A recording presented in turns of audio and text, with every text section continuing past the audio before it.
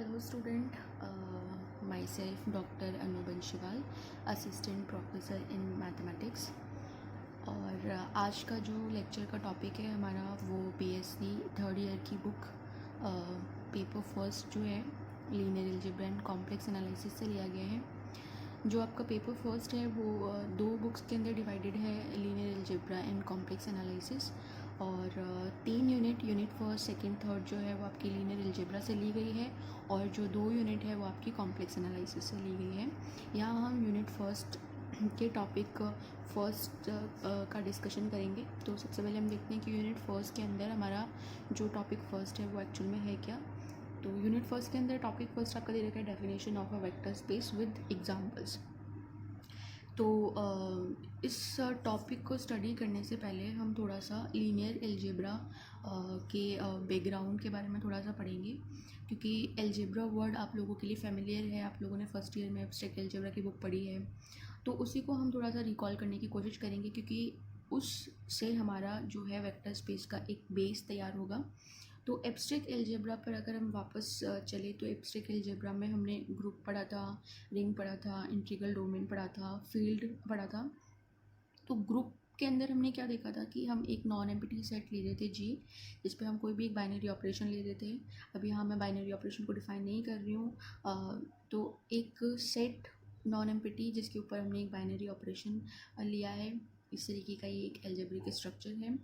तो इसे हम क्या प्रूफ करते थे कि ये सेट अगर इस बाइनरी ऑपरेशन के लिए कुछ एग्जाइम्स को अगर सेटिस्फाइड करे तो वो एक ग्रुप बन जाता था। और वो एग्जाइम्स क्या होते थे, सबसे पहले जो भी बाइनरी ऑपरेशन आप ले रहे हैं वो वेल डिफाइंड होना चाहिए। वेल डिफाइंड का मतलब कि अगर ग्रुप के दो एलिमेंट्स के बीच में आपने बाइनरी ऑपरेशन लगाया तो जो आने वाला आउटपुट है, जो रिजल्ट है, वो वापस जी के अंदर बिलोंग करना चाहिए, जैसा कि यहाँ लिखा हुआ है।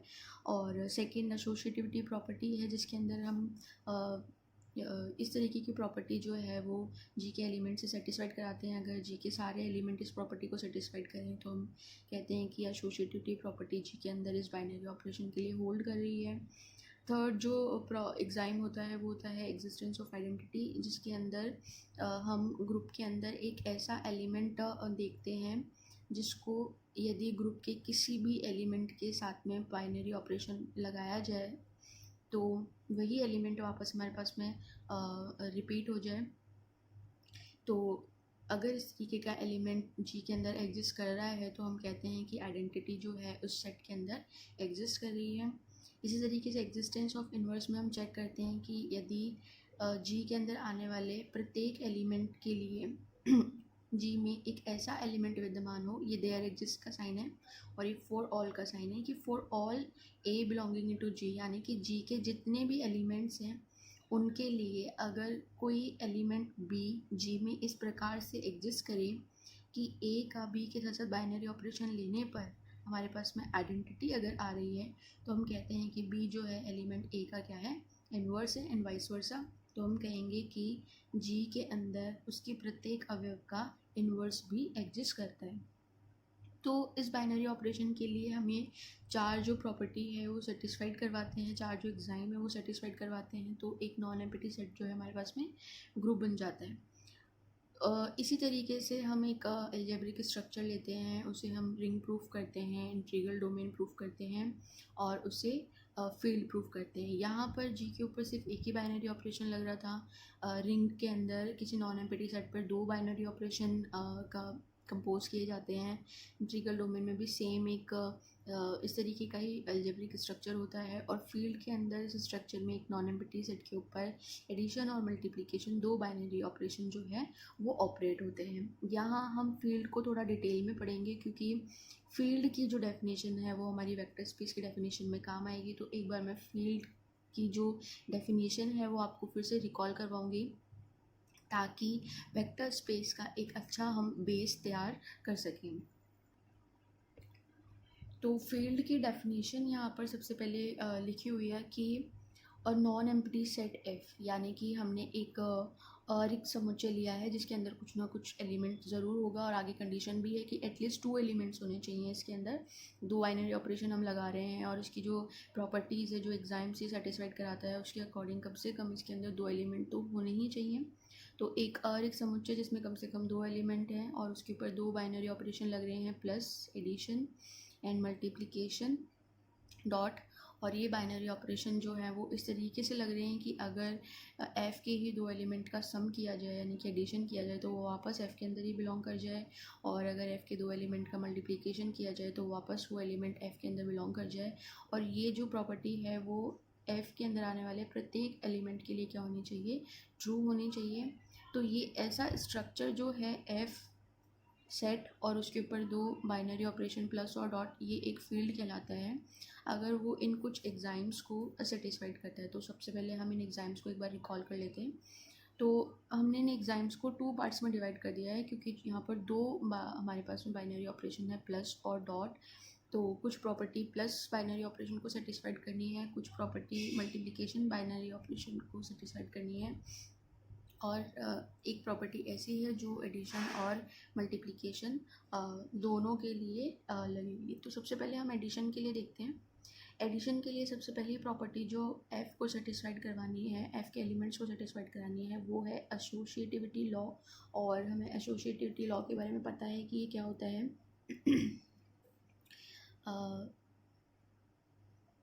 a प्लस बी, क्योंकि मैं यहाँ एडिशन की बात कर रही हूँ तो यहाँ मैं प्लस लेकर चल रही हूँ, a प्लस बी प्लस सी बराबर है a प्लस बी प्लस सी के। तो ये हमारी एसोसिएटिविटी प्रॉपर्टी होती है। और अगर हमारे नॉन एम्प्टी सेट f के सभी एलिमेंट इस प्रॉपर्टी को सेटिस्फाइड करते हैं तो हम कहते हैं कि f के अंदर एडिशन के लिए एसोसिएटिविटी प्रॉपर्टी सेटिस्फाइड होती है। सेम प्रॉपर्टी जो है वो हम मल्टीप्लिकेशन के लिए भी सेटिस्फाइड करवाते हैं। यदि a dot b dot C equals to हो जाए a dot b dot C के, और ये प्रॉपर्टी सेटिस्फाइड हो जाए a b c belongs to c, for all abc belongs to f। तो एडिशन और मल्टीप्लिकेशन के लिए सबसे पहले हमारी एसोसिएटिविटी प्रॉपर्टी होल्ड करनी चाहिए।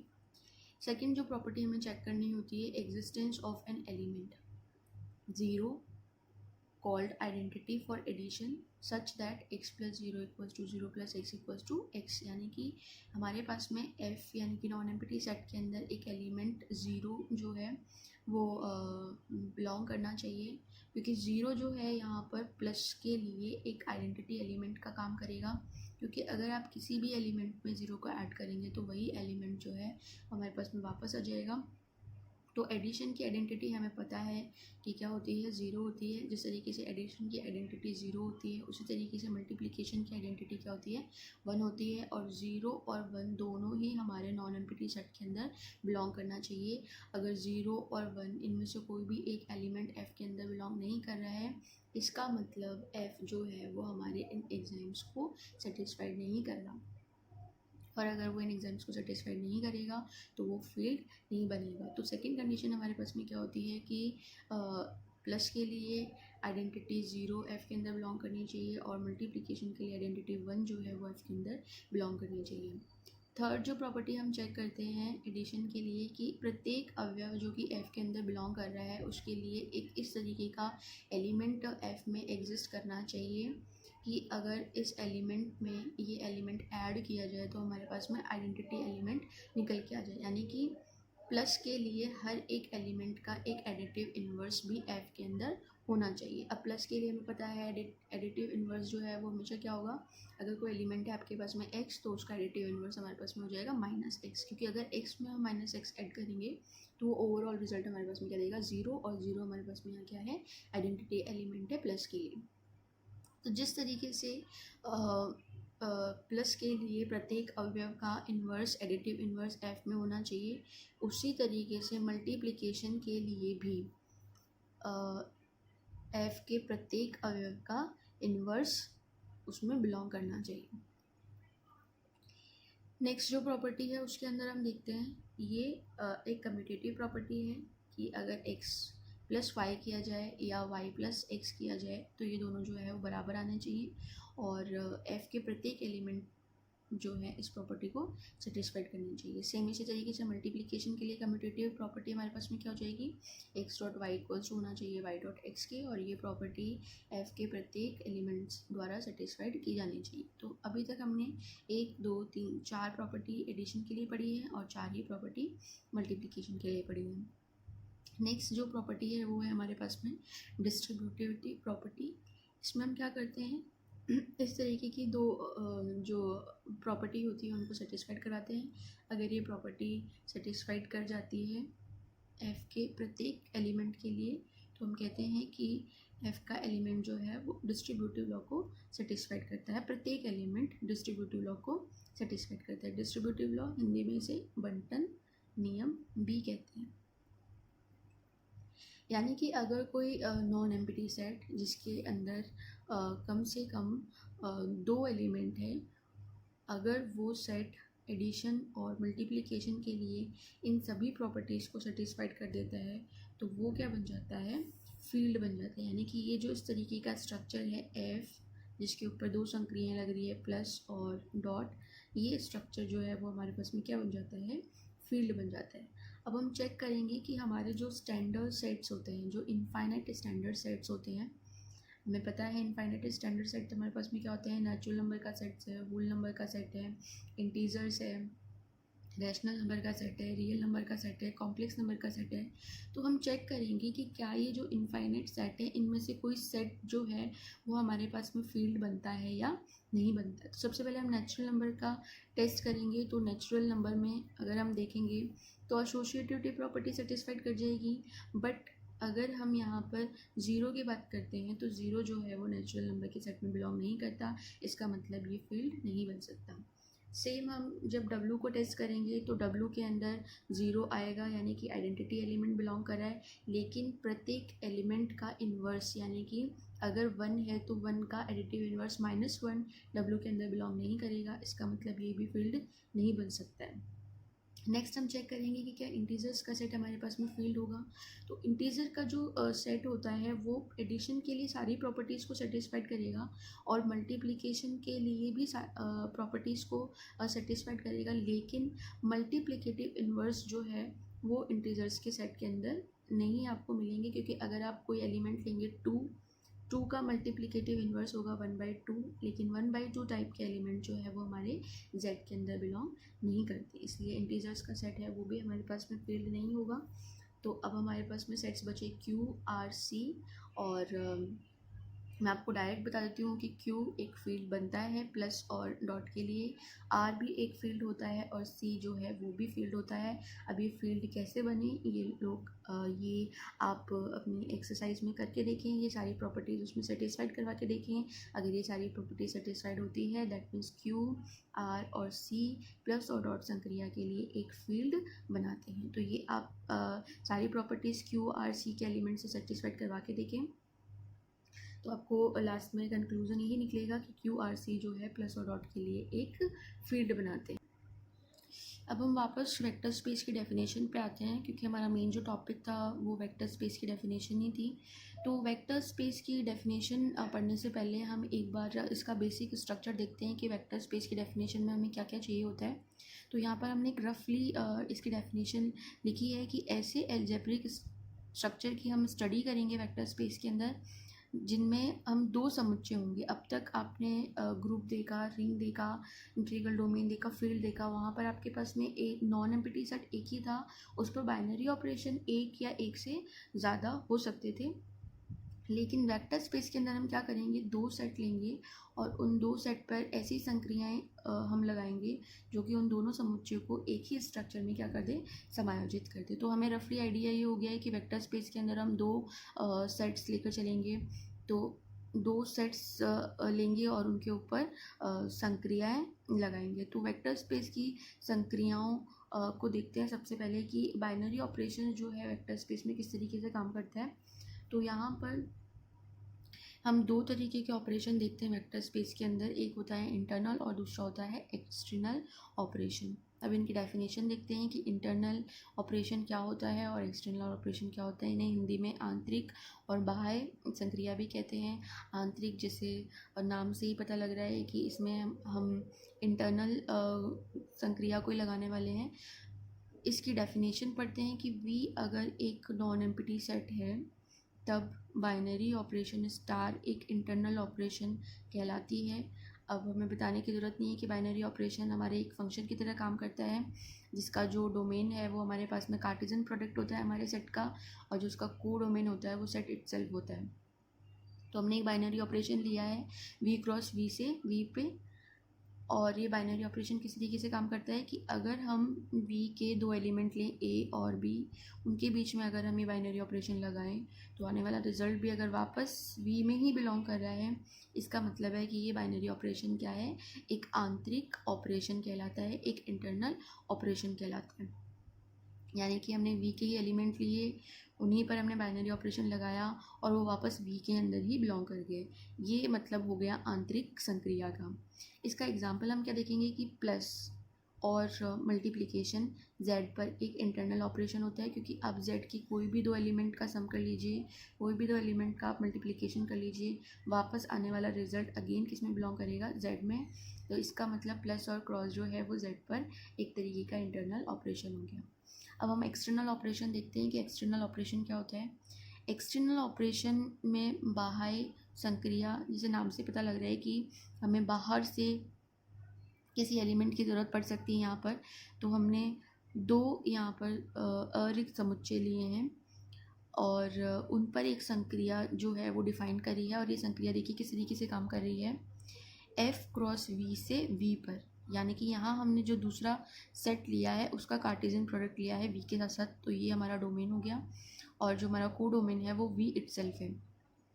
अब ये संक्रिया किस तरीके से काम कर रही है, एक एलिमेंट लिया है हमने F से, दूसरा एलिमेंट लिया है हमने V से, इनके बीच में हमने बाइनरी ऑपरेशन लगाया, और बाइनरी ऑपरेशन लगाने के बाद में आने वाला रिजल्ट भी अगर वापस V के अंदर ही बिलोंग कर रहा है, तो ये संक्रिया जो है V से F पर, ध्यान देना है हमें, V से F पर एक एक्सटर्नल ऑपरेशन कहलाती है। यानी कि V के एलिमेंट का किसी दूसरे सेट के एलिमेंट के साथ अगर बाइनरी कंपोजिशन लिया जा रहा है तो भी रिजल्ट जो है अगेन किस में जा रहा है, V में ही जा रहा है। तो ऐसी संक्रिया हमारे पास में क्या कहलाती है, एक्सटर्नल ऑपरेशन कहलाती है।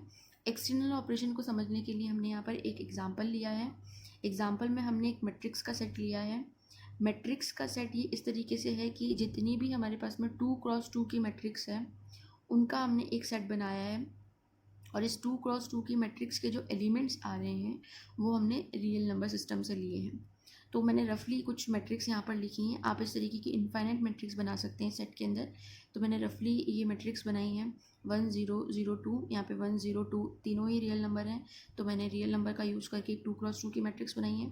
इस तरीके से 1 1 2 3 2 क्रॉस 2 की मैट्रिक्स है, एंड सो ऑन। आप ऐसे इनफाइनाइट मैट्रिक्स बना सकते हैं। तो 2 क्रॉस 2 की जितनी भी मैट्रिक्स होंगी जिनके एलिमेंट्स रियल नंबर हैं वो इस सेट के अंदर बिलोंग कर जाएंगी। अब मैट्रिक्स के अंदर हमने स्केलर मल्टीप्लिकेशन नाम का एक ऑपरेशन सुना है। स्केलर मल्टीप्लिकेशन में हम क्या करते हैं, एक स्केलर को मैट्रिक्स से मल्टीप्लाई करते हैं। तो हमने क्या किया है, एक स्केलर लिया है R से, रियल नंबर सिस्टम से हमने एक एलिमेंट उठाया है 2, और एक एलिमेंट लिया है हमने M से, क्योंकि यहाँ एक्सटर्नल ऑपरेशन में हमें दो सेट चाहिए और दोनों से हम एलिमेंट उठा के उनके बीच में क्या लगाते हैं, बाइनरी ऑपरेशन लगाते हैं। तो यहाँ पर R से हमने एक एलिमेंट लिया है और एक एलिमेंट हमने M से लिया है। अब इन दोनों के बीच में हमें क्या कराना है, स्केलर मल्टीप्लिकेशन कराना है। तो स्केलर मल्टीप्लिकेशन का मतलब कि 2 को हमें इस मैट्रिक्स से मल्टीप्लाई करना है। जैसे ही हमने 2 को इस मैट्रिक्स से मल्टीप्लाई किया तो हमने देखा कि रिजल्ट जो है वो क्या आया, अगेन एक 2 क्रॉस 2 की मैट्रिक आई, और इसका प्रत्येक एलिमेंट जो है वो क्या है, एक रियल नंबर है। इसका मतलब ये जो 2 क्रॉस 2 की मैट्रिक्स है अगेन किसके अंदर बिलोंग कर जाएगी, M के अंदर बिलोंग कर जाएगी।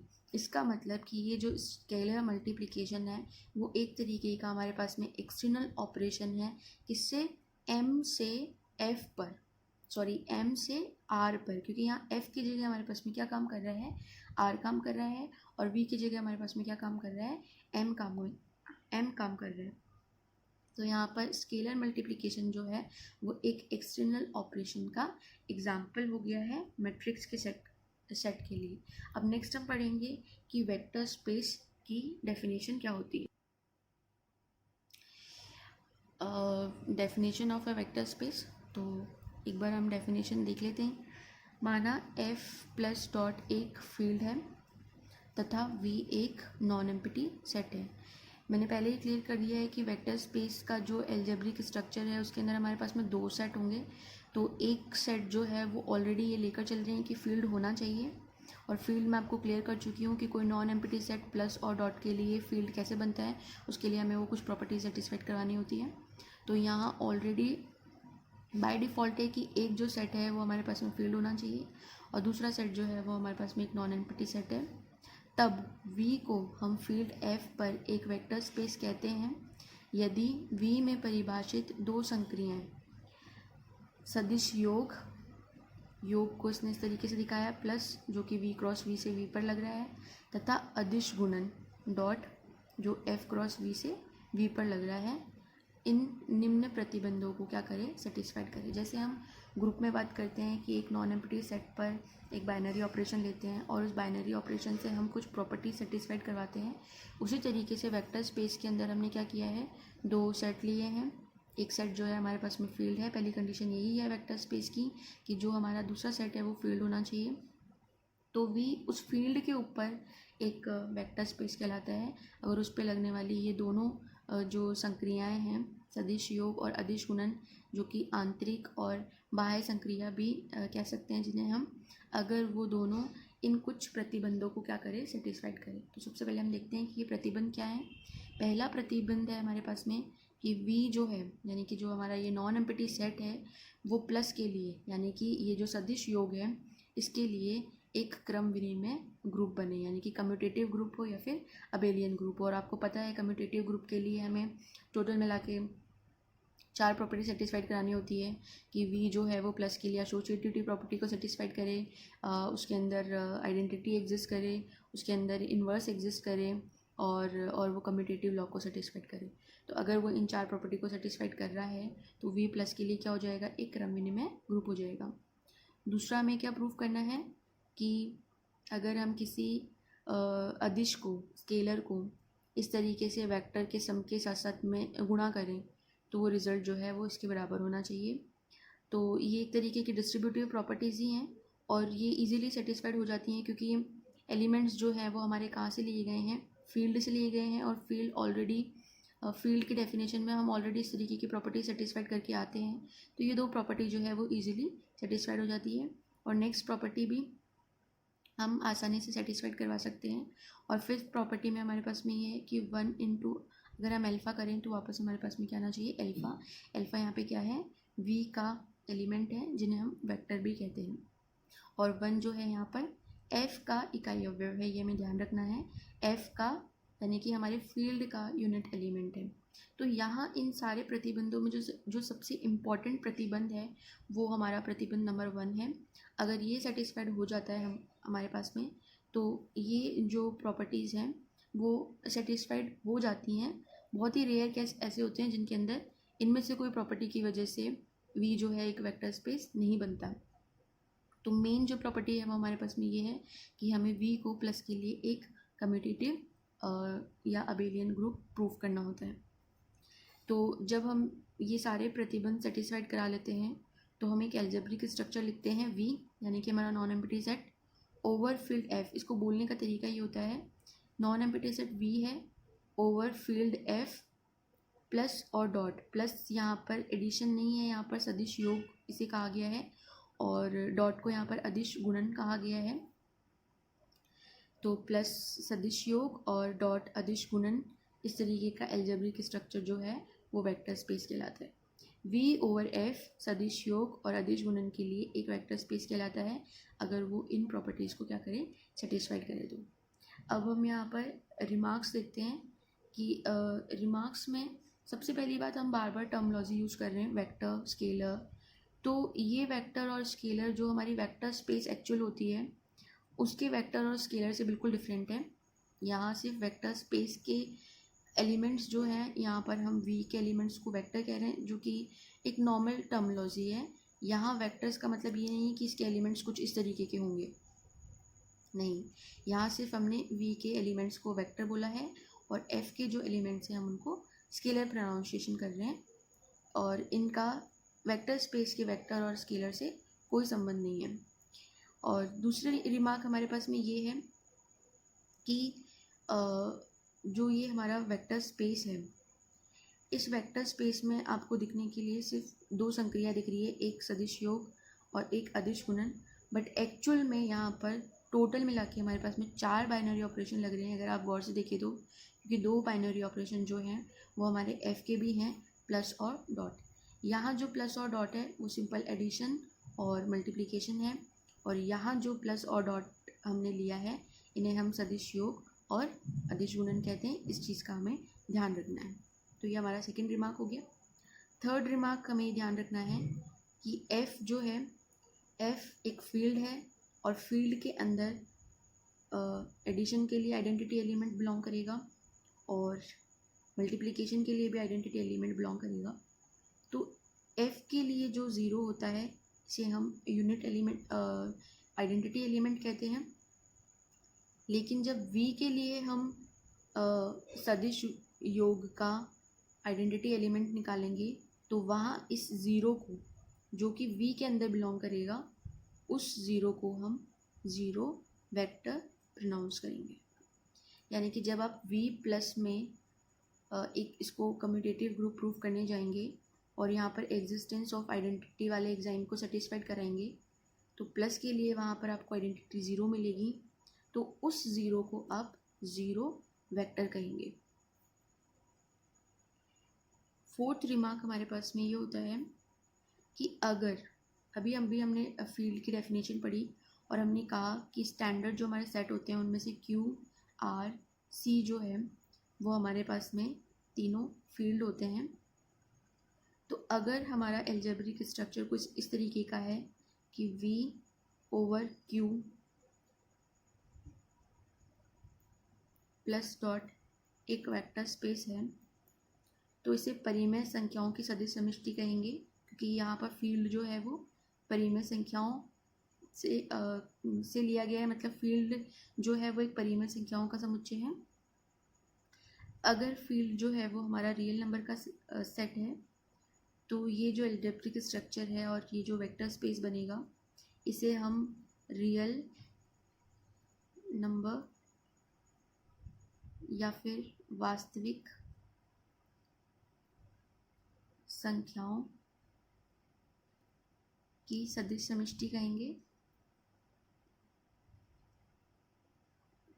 इसी तरीके से अगर फील्ड आपने सी लिया है कॉम्प्लेक्स नंबर का सेट, तो जो आपका वेक्टर स्पेस बनेगा उसे आप काल्पनिक संख्याओं की सदिश समिष्टि कहेंगे, सेम जैसे इसमें लिखा हुआ है। तो इस तरीके के जो स्ट्रक्चर्स हैं इनमें अगर फील्ड अगर आप QRC ले रहे हैं स्टैंडर्ड सेट, तो इनका नाम जो है वो थोड़ा सा चेंज हो जाएगा। ये परिमेय संख्याओं की सदिश समिष्टि हो जाएगी, ये वास्तविक संख्याओं की सदिश समिष्टि हो जाएगी, और ये काल्पनिक संख्याओं की या समिक संख्याओं की सदिश समिष्टि कहलाएगी। ये कुछ रिमार्क्स थे जो वेक्टर स्पेस की डेफिनेशन के साथ साथ क्लियर करना ज़रूरी थे। अब वेक्टर स्पेस के एग्जांपल्स जो हैं वो हम नेक्स्ट वीडियो में पढ़ेंगे, क्योंकि वेक्टर स्पेस लीनियर अलजेब्रा का एक बहुत ही इंपॉर्टेंट टॉपिक है। तो इस लेक्चर में सिर्फ हमने वेक्टर स्पेस का बेस क्लियर करने की कोशिश की है। तो एक बार आप फिर से वेक्टर स्पेस की डेफिनेशंस पढ़ें। कुछ अगर आपको लगता है कि कोई सेट है जिसे आप चेक करना चाहते हैं कि क्या ये एक वेक्टर स्पेस होगा या नहीं होगा, तो इन एग्जाम्स को सेटिस्फाइड करके चेक करें। नेक्स्ट वीडियो में हम इसके एग्जांपल्स देंगे जो कि बहुत इंपॉर्टेंट हैं एग्ज़ाम के पॉइंट ऑफ व्यू से। तो नेक्स्ट लेक्चर में हम वेक्टर स्पेस के एग्जांपल्स लेंगे। Thank you.